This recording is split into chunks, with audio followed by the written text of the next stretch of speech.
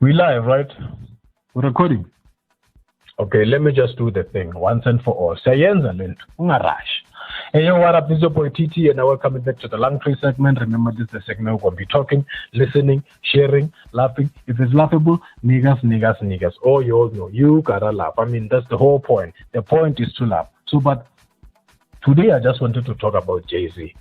I mean, the rape accusation and the lawsuit that he filed whatsoever, but then I won't be dabbling a lot on the thing because I feel like most of the people are afraid of Jay-Z. Well, I don't know what. I don't know why, but some are saying Jay-Z is one of the powerful niggas on earth. He can cancel your black ass. And here's the thing. Remember when Kanye was trending? People were so quick to judge and they were like, that nigga's crazy.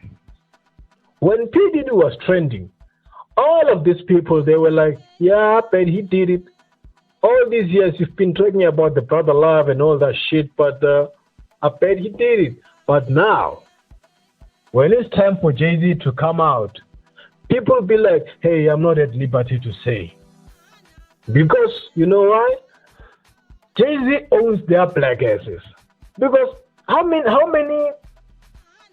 many companies does Jay-Z own? Your Def Jam, your whatever, your Rockefeller, all of them. They are owned by Jay-Z, and if you try to talk about it, it's more like you're gonna bite the hand that feeds you. Like, how dare you? How could you? And some people told me that Jay-Z is a cartel. Well, I'm not saying he's a drug cartel or a human trafficker or a sex trafficker, but allegedly they are saying the guy is a cartel. But anyways, this goes back to my thing. Remember back in the days when Eminem was dissing Michael Jackson? Michael decided to go and buy all the catalog from Sony so that he can own the masters of Eminem. So I feel like most of these American artists, they are afraid that's going to happen to them if they decide to run their mouth. But is he really the dangerous nigga? Is he really the powerful nigga?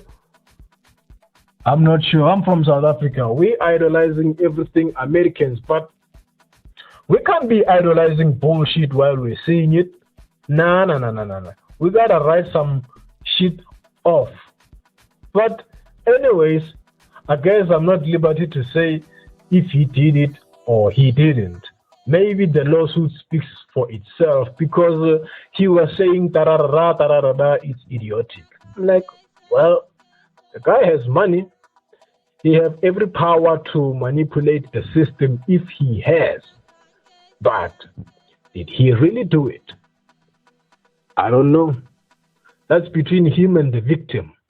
But anyways, talk about something else because, Jay-Z is so powerful, man.